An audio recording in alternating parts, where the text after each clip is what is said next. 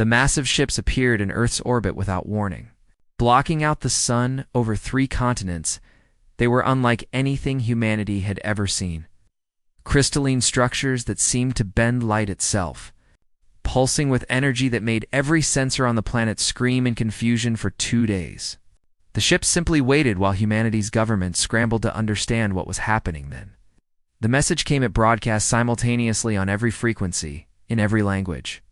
Directly into the mind of every human being on Earth, the voice that spoke was not quite a voice. It was something translated by the brain into something comprehensible. But the feeling behind it was clear.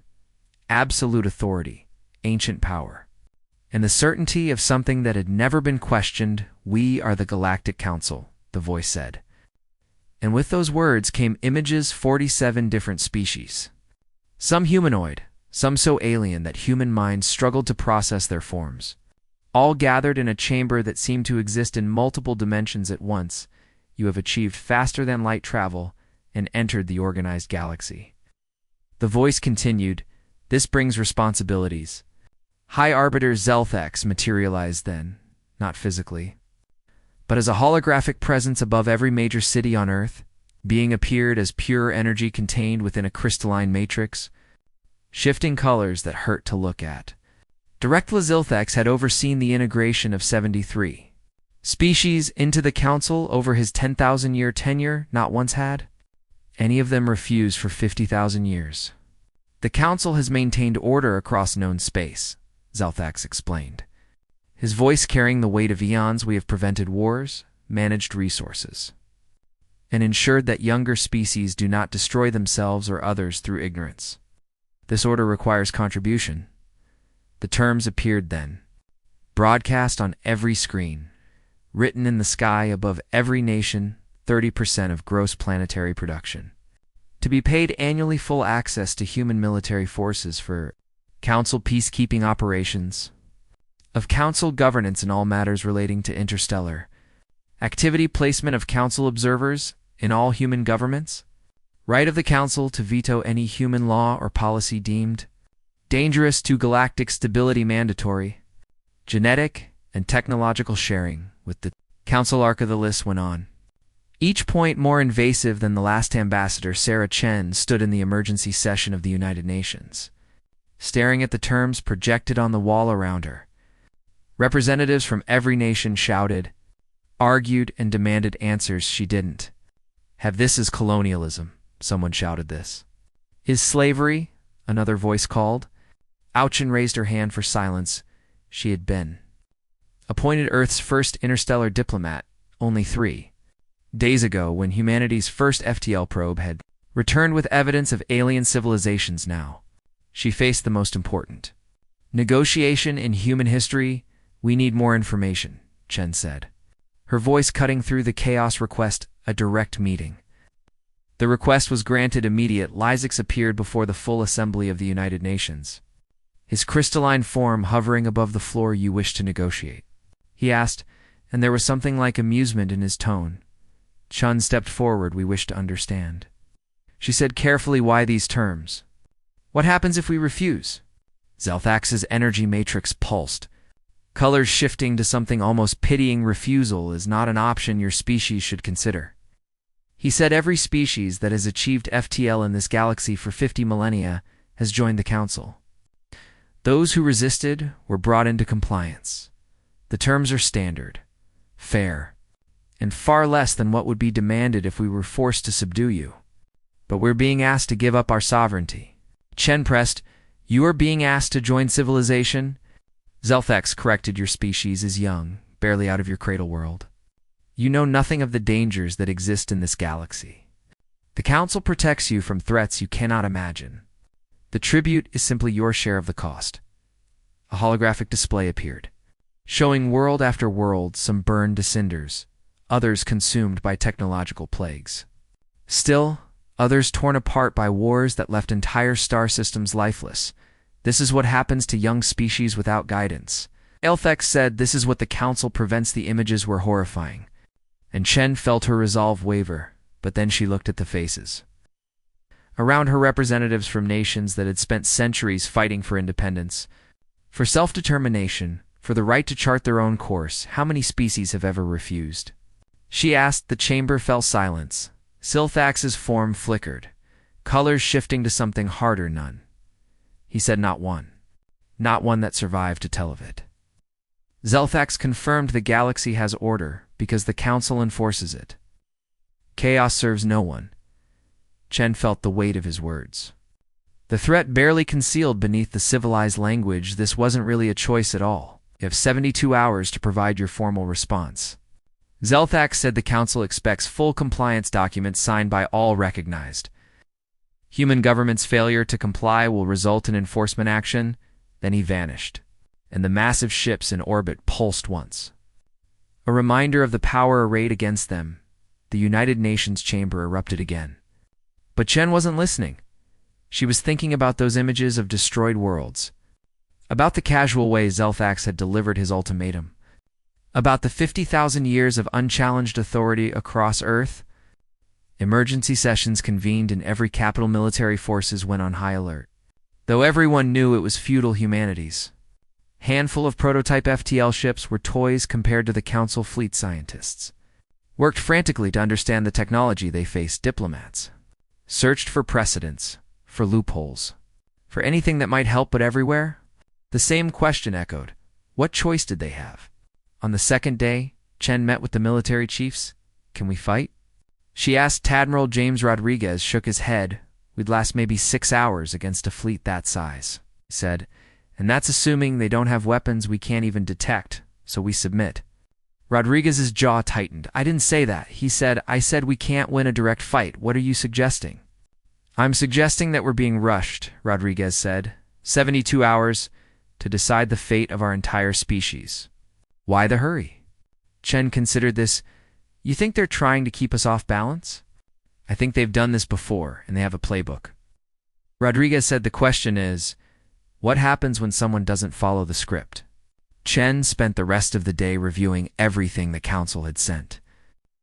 Looking for clues. One thing stood out. The broadcast was being transmitted across the entire galaxy. This wasn't just about Earth, it was a show.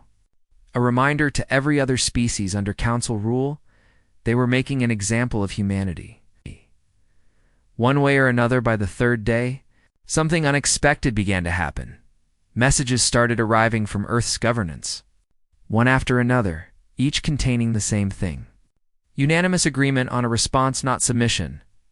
Not defiance, something else entirely. Read the final tally and felt something she hadn't felt in 3 days. Hope the Council wanted a show? Humanity would give them one they'd never forget. The 72-hour deadline passed with no response from Earth High Arbiter Zelthax floated in the Council chamber, his crystalline form pulsing with confusion for the first time in millennia around him. The representatives of 47 species murmured among themselves. Equally perplexed, perhaps, their communication systems have failed, suggested Ambassador Kickstall, a methane breather whose species had joined the Council 8,000 years ago. Impossible. Zelthax replied, we've been monitoring their transmissions. They're functioning perfectly. Then maybe they're preparing their submission documents. Offered another representative, it takes time for primitive species to organize their bureaucracies. But Zelthax wasn't convinced he had integrated 73 species. And he knew the patterned species either submitted within the first day, grateful for Council protection, or they attacked within the second day in futile defiance. Third day always brought either signatures or surrender after their fleets were destroyed. Never silence, never this strange. Calm waiting on Earth. Humanity was anything but calm in the 4 days since Zelthax's ultimatum. Every industrial center on the planet had shifted to maximum production shipyards. That had been building humanity's first generation of FTL freighters were retooled.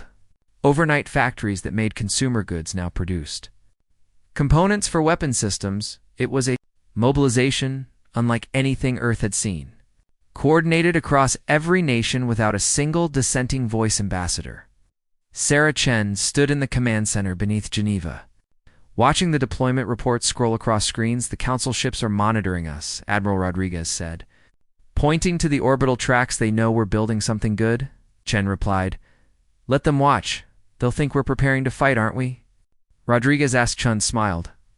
We're preparing to survive. She said there's a difference. The strategy had come together over those first 72 hours. Hammered out in secure channels between military planners, political leaders, and civilian experts from every field. It wasn't a strategy for victory that was impossible against a force that had dominated the galaxy. For 50,000 years, it was a strategy for making humanity's answer cost the Council more than they expected. How many colony ships? Chen asked. 47. Rodriguez replied, all equipped with FTL drives, all loaded with genetic material, cultural archives, and manufacturing equipment. They'll be ready to launch in 6 hours in the defense platforms. 80% complete, Rodriguez said. We've mined every viable approach vector to Earth. We've positioned autonomous weapons platforms at the Lagrange points. We've even got some surprises they won't expect. Chen nodded. The plan was audacious, probably suicidal, but it was the only plan that preserved what mattered most: humanity's right to choose its own path on the 5th day. Chen sent a message to the Council. It was brief, professional, and completely unexpected. Ambassador Chen requests a formal council session to deliver humanity's official response. She said, we respectfully ask for the opportunity to present our decision before the full council. Zelthax received the message with what might have been relief. This was familiar territory. Species often wanted to make a show of their submission, to preserve some dignity before accepting the inevitable. Granted. He replied, the council will convene in 3 days. Prepare your submission documents. But Chen's response puzzled him again. We will prepare our response, she said, carefully avoiding the word submission. Across the council's vast communications network, news of the upcoming session spread would be broadcast galaxy-wide. As all tribute ceremonies where trillions of beings from thousands of worlds would watch another young species bow before the council's authority and the fringe worlds. In the subjugated territories where species chafed under council rule, the announcement stirred something different. Hope, perhaps, or curiosity. Think they'll fight?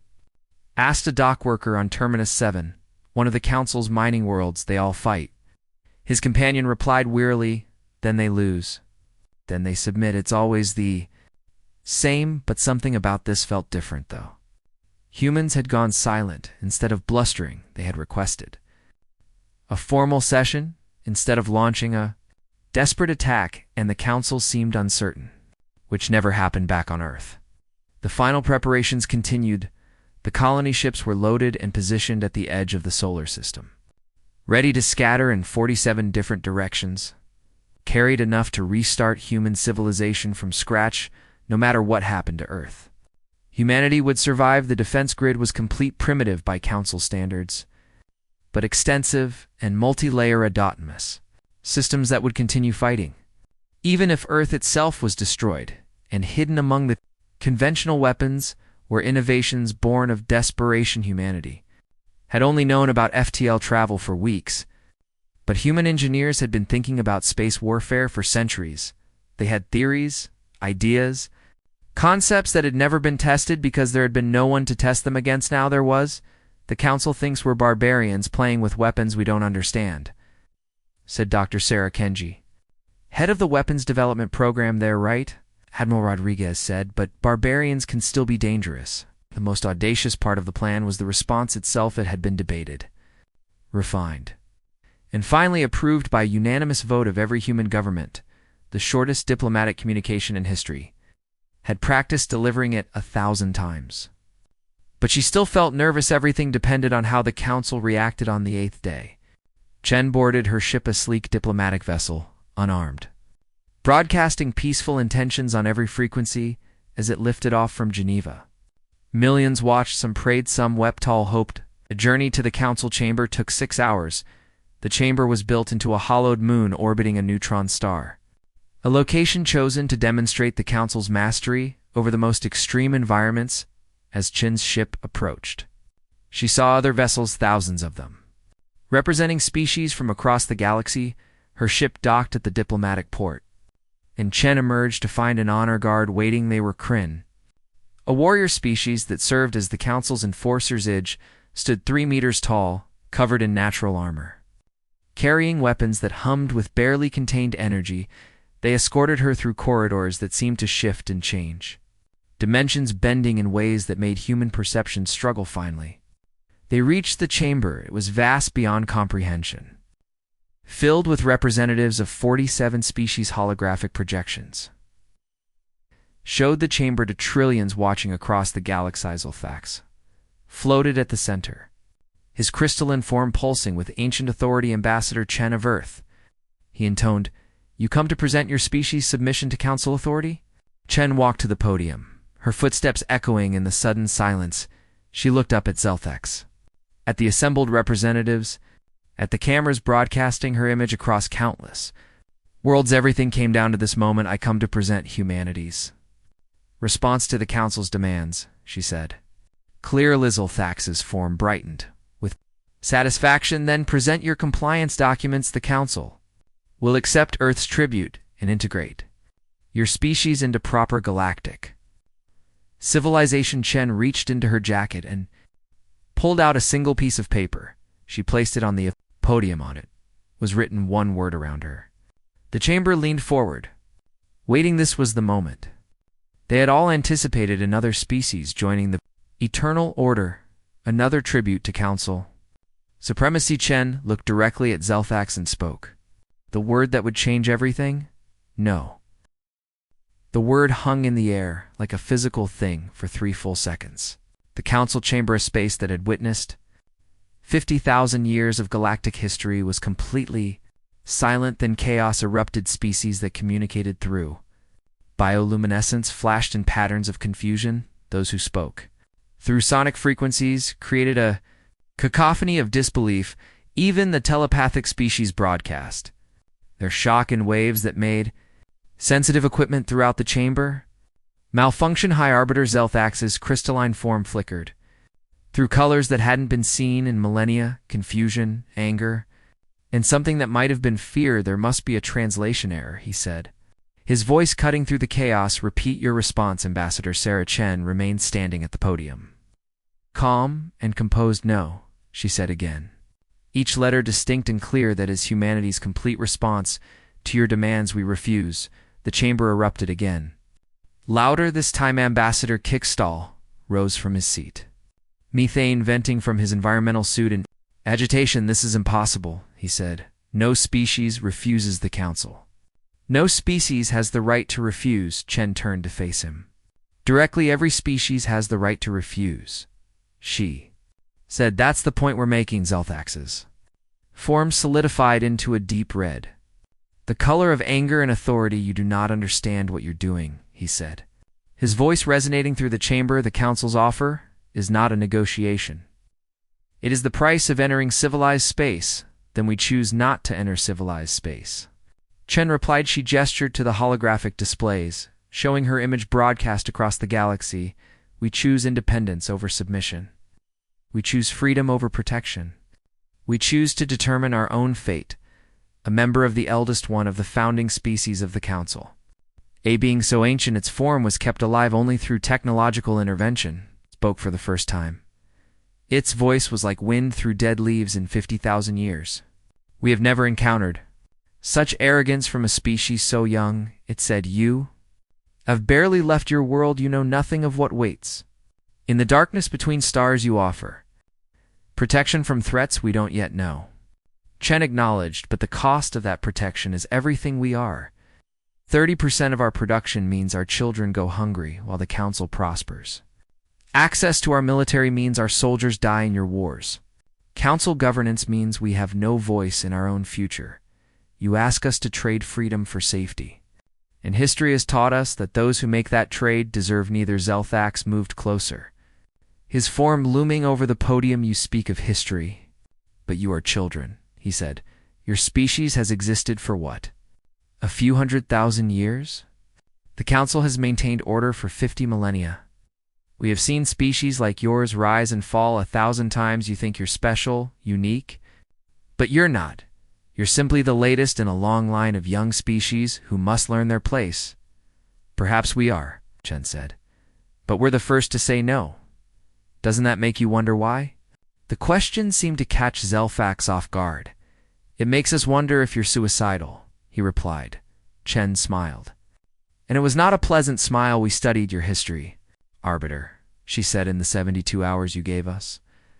We analyzed every piece of information about the Council we could find. We looked at the pattern of how species are integrated, how rebellions are crushed, how the Council maintains its power. She pulled out a data tablet and began displaying images on the chamber's screens. Species that submit immediately become client states. Eternally grateful and eternally subordinate species that fight and lose become examples. Their worlds devastated. Their people scattered, but there's a third category in your history, isn't there? Species that fought and made it too costly to subdue. Species that were eventually offered real negotiations instead of tribute demands. The chamber went silent again. But this time it was a different kind of silence, the Vrin Confederacy, Chen continued. Naming a species that most had forgotten they fought for 12 years before the Council granted them associate status instead of client status. The Kelthros clans fought for 8 years before being offered a mutual defense pact instead of occupation in every case. The Council only negotiates with those who prove strong enough to make subjugation more expensive than cooperation. Selthox's form had gone completely still. Those were different circumstances, he said. Were they? Chen asked. Or did they simply demonstrate what you've all forgotten, over 50,000 years of unchallenged authority, that power must be earned? Not demanded. She turned to address the full Council. You've grown complacent. She said you expect submission because you've received it for so long that you've forgotten what actual negotiation looks like. You demand tribute because no one has challenged that demand in living memory. You enforce order because you believe the alternative is chaos, but order without justice is tyranny. Protection without choice is imprisonment. You're not offering us civilization, you're offering us subjugation, wrapped in civilized language. The eldest spoke again, its voice carrying weight that silenced all others. And what will you do when we come for you? It asked. You cannot win against the Council's might. Your refusal is meaningless if we simply take what we would have accepted as tribute. You could. Chen acknowledged you have the power. But we've already calculated the cost. She displayed new images, the defense platforms around Earth, the colony ships positioned at the system's edge, the weapon systems that humanity had deployed. We can't stop you, she said, but we can make it expensive. We've mined our system with weapons you'll have to clear. We've dispersed our population, so you can't eliminate us with a single strike. We've sent colony ships in 47 different directions, each capable of rebuilding human civilization. You can destroy Earth, but you can't destroy humanity, and everyone will be watching. The holographic displays showed the broadcast reaching across the galaxy, billions of beings on thousands of worlds, many of them subjugated by the Council, all watching this unprecedented defiance. If you crush us, you prove that the Council rules through force alone, Chen said. If we survive our refusal, every other species under your rule will wonder why they can't do the same either way. Your authority is challenged. The only question is how much you're willing to pay to maintain it. Zelthax was silent for a long moment. Finally, he spoke, his voice carrying the weight of absolute authority. The Council hereby declares humanity an outlaw species. He said all trade is forbidden. All contact is prohibited. All human vessels encountered in Council space will be destroyed on sight. The enforcement fleet is hereby ordered to Earth to bring humanity into compliance by whatever means necessary. This session is concluded. Chen gathered her materials calmly. She had expected this. They all will be waiting, she said quietly as she turned to leave. She caught sight of the broadcast feeds in worlds across the galaxy.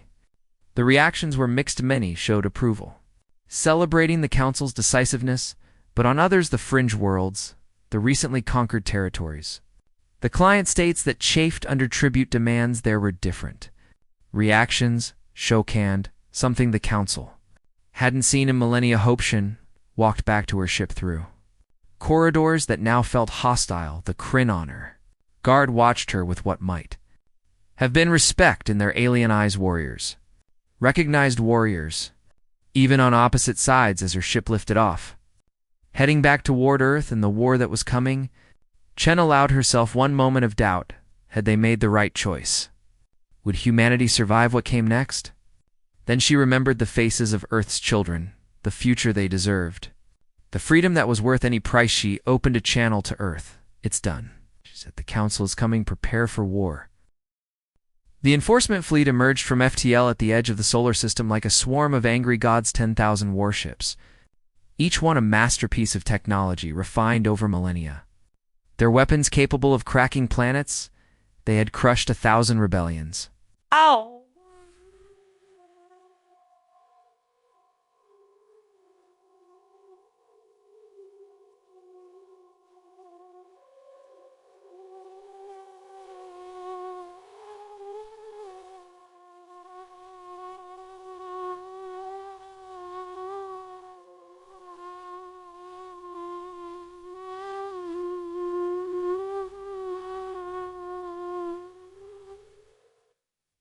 Total Command Center.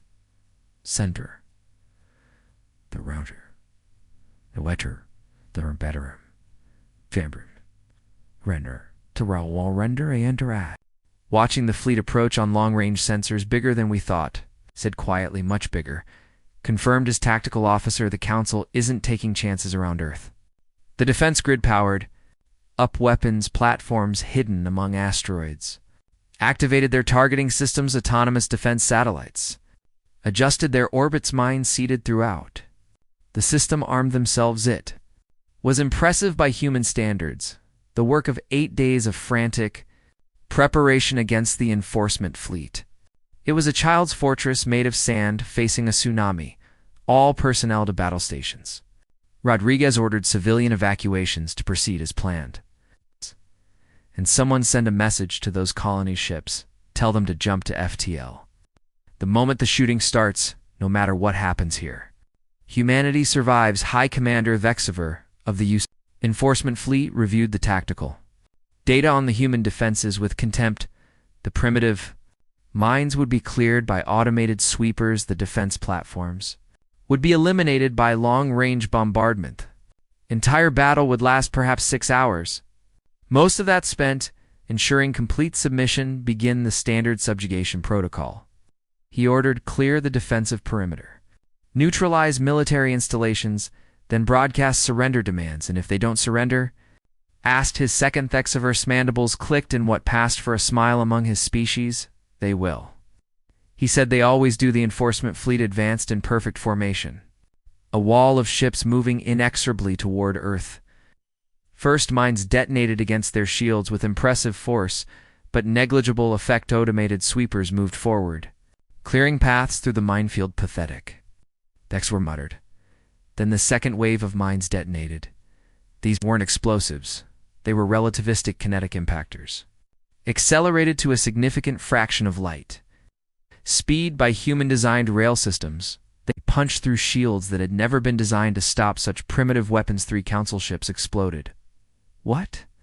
Vexwer began, then the defense platforms opened fire. Not with energy weapons, the council shields were designed to deflect, but with old-fashioned tungsten projectiles accelerated to devastating velocities. The council shields, calibrated for energy weapons and plasma torpedoes, offered minimal protection against solid matter moving at relativistic speeds. More ships took damage. Returned fire. Vexwer ordered to eliminate those platforms. The Council fleet's weapons came online, and for the next 3 hours, space around Earth became a hell of fire and destruction. The defense platforms died quickly, overwhelmed by superior firepower, but before they fell, they inflicted casualties the Council hadn't anticipated. Then Earth's actual fleet emerged, 50 ships, primitive by Council standards. Crewed by humans who had trained for exactly 8 days in space combat, they should have been annihilated in minutes. Instead, they scattered in every direction. Refusing to engage in the organized battle formations, the Council expected their running.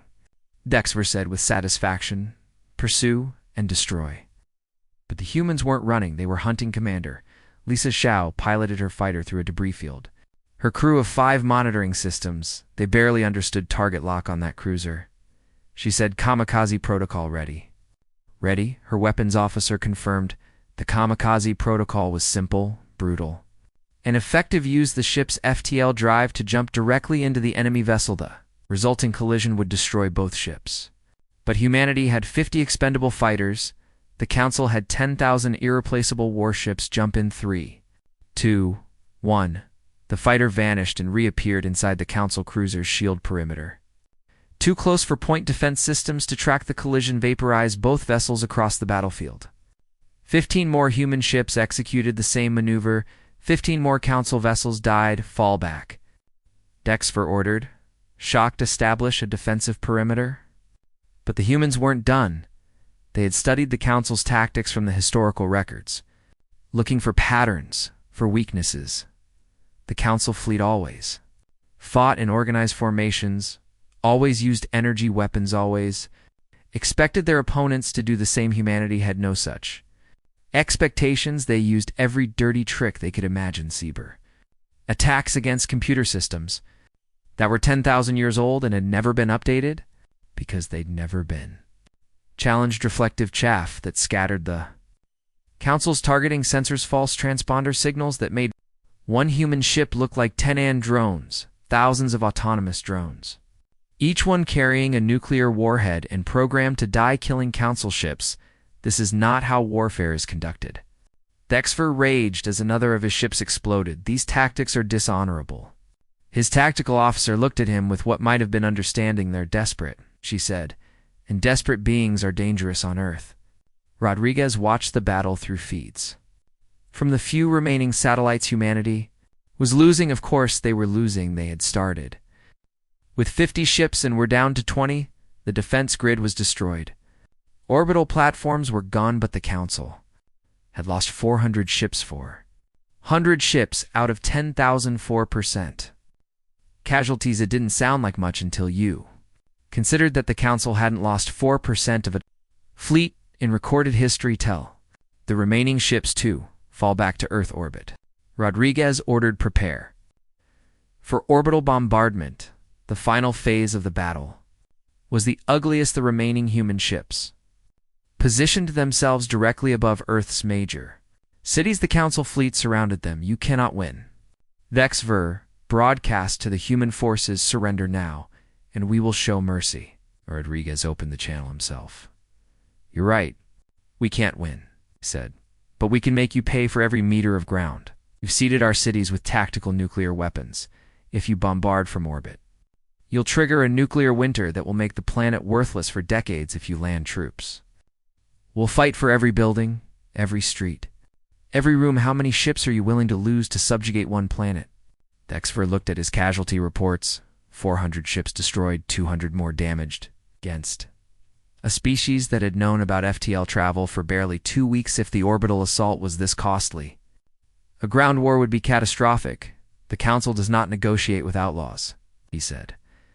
But there was uncertainty in his voice. On the fringe worlds, on the client states, on every subjugated planet across the galaxy, beings watched the battle with growing amazement. The humans were losing, but they were making the Council bleed for the first time in millennia.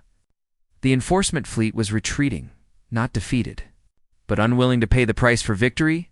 As the Council ships pulled back to regroup, Dexfer sent an urgent message to Zelthax. The humans cannot be subjugated through conventional means. He reported recommend orbital bombardment to make an example. But Zelthax was watching the same broadcasts everyone else was watching. The humans fight. Impossible odds watching the Council take casualties. They had never anticipated watching every subjugated species in the galaxy see that the Council could be hurt. Withdraw the fleet. He ordered return to Council space, but Nisfer began. That is an order. Zelthax said. The enforcement fleet jumped to FTL, leaving the shattered remnants of Earth's defenses behind. They had won the battle, but as news of the encounter spread across the galaxy, as species that had never dared to resist began to whisper among themselves, it became clear that something fundamental had changed. Council had been challenged. The Council had bled. The Council had blinked on Earth in the ruins of their defenses. Humanity counted their loss as 60% of their fleet destroyed, 10,000 dead there. Orbital infrastructure devastated, but they had survived. They had said no and lived to tell about it, tanned across the galaxy. Others began to wonder if they could do the same. The council chamber had never been so divided for 3 days following the enforcement fleet's withdrawal from Earth. The 47-member species had argued without resolution. High Arbiter Zelthax floated at the center of the chaos, his crystalline form shifting through colors of frustration and anger. "The solution is simple," insisted Ambassador Kickstall. "We return with the full military might of the Council.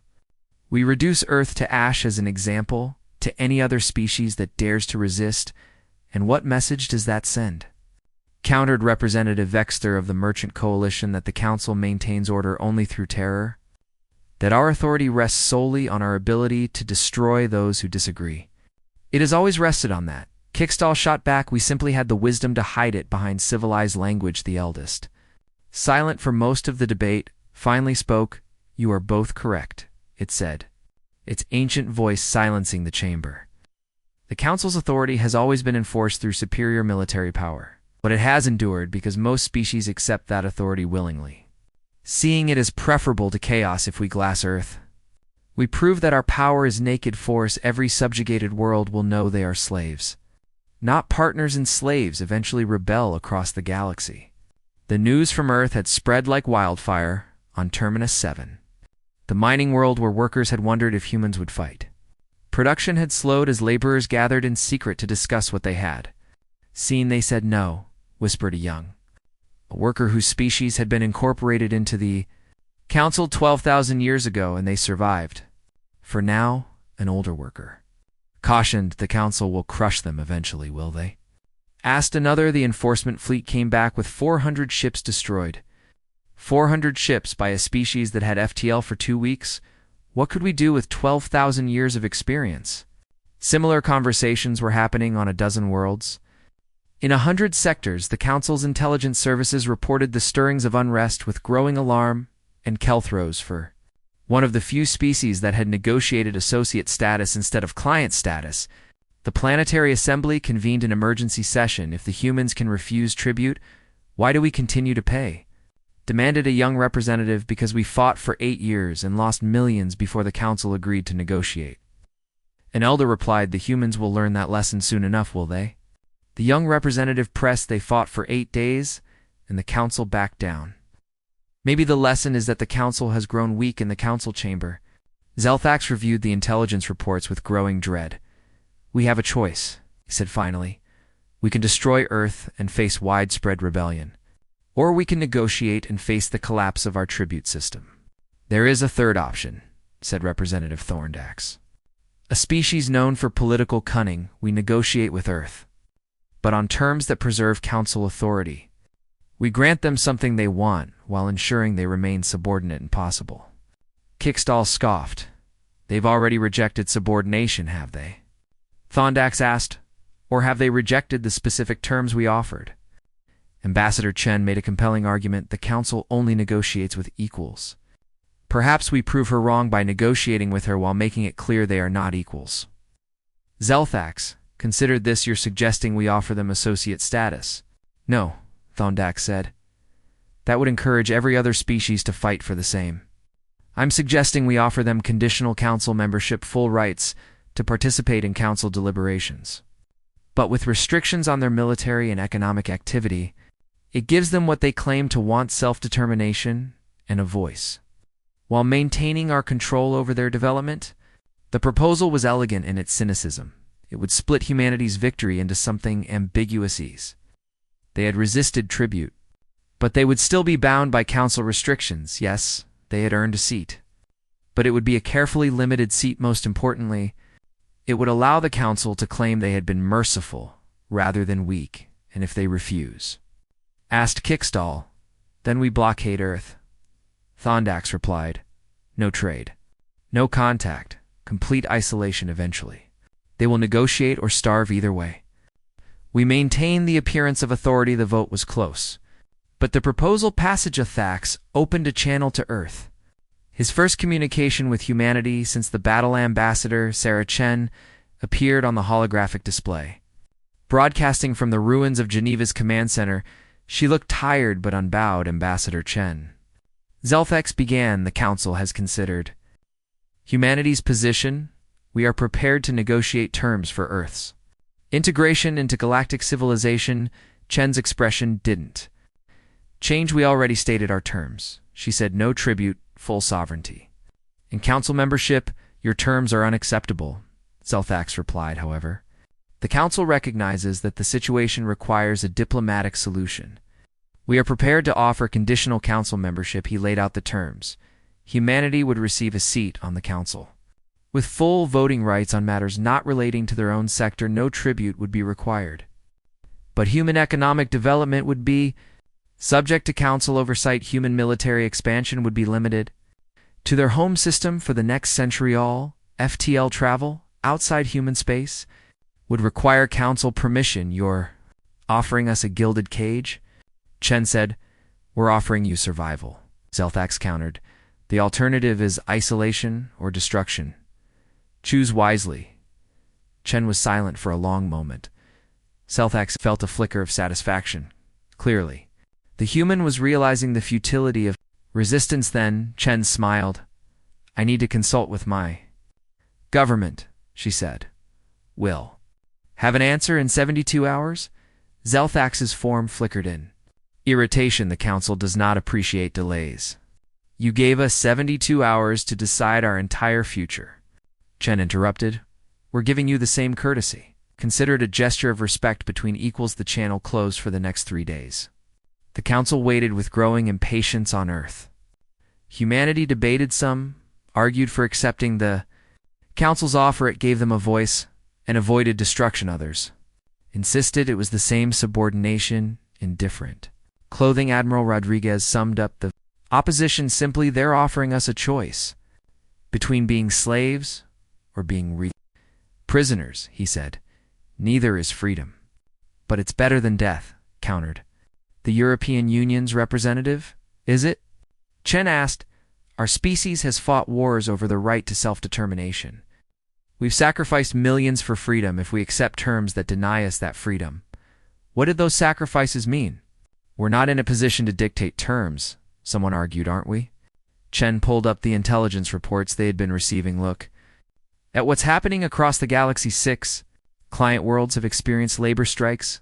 3 associate species are demanding renegotiation of their tribute agreements. The Kelthros Assembly is openly debating whether to withdraw from the council entirely. Our refusal didn't just affect us, it affected the entire galactic order. The council isn't negotiating from strength, they're negotiating from fear. After 3 days of debate, Earth's governments reached a consensus. June opened a channel to the council. We have reviewed your offer, she said to Zelthax, and we reject. If the council chamber erupted in outrage, then you choose destruction. Kickstall shouted, no. Chen said calmly, we choose to present our own terms. She laid them out clearly. Full council membership with unrestricted voting rights complete. Sovereignty over human space and human development. No tribute. No oversight. No restrictions on military or economic expansion. Mutual defense pact. Humanity would contribute to council security operations, but only those they voted to support. In one final condition, the council must reform its tribute system. Chen said all client species must be offered the same terms. We're demanding full membership or complete independence. The era of subjugation ends today. The chamber fell silent. You're demanding we dismantle the entire council structure. Zelthax said slowly, we're demanding you transform it from an empire into an alliance. Chen corrected, from subjugation into cooperation. Impossible, Kickstall spat. Then we continue as we are. Chen said, isolated, independent, and a living example that the council can be resisted. How long before every subjugated species follows our example? She was right, and everyone in the chamber knew it. The intelligence reports were undeniable. Humanity, as resistance had awakened something across the galaxy. The question was whether the council would adapt or collapse. The eldest spoke finally. Perhaps it is time, it said. We have ruled for 50,000 years, believing our way was the only way to maintain order, but order without consent is tyranny. And tyranny always falls. Eventually better to change from within than to be destroyed from without. The vote took 2 hours, the margin was narrow, but in the end, the council accepted humanity's terms. Ambassador Chen stood before the council 6 months later. No longer as a petitioner, but as an equal on behalf of humanity, she said. I accept our seat on the Galactic Council, and I cast our first vote in favor of resolution. 1. The gradual transition of all client species to full member status or independence across the galaxy. Trillions watched as the resolution passed the council that had ruled, through tribute and dominance for 50 millennia, began its transformation into something new. Not everyone was happy. Some species saw opportunity.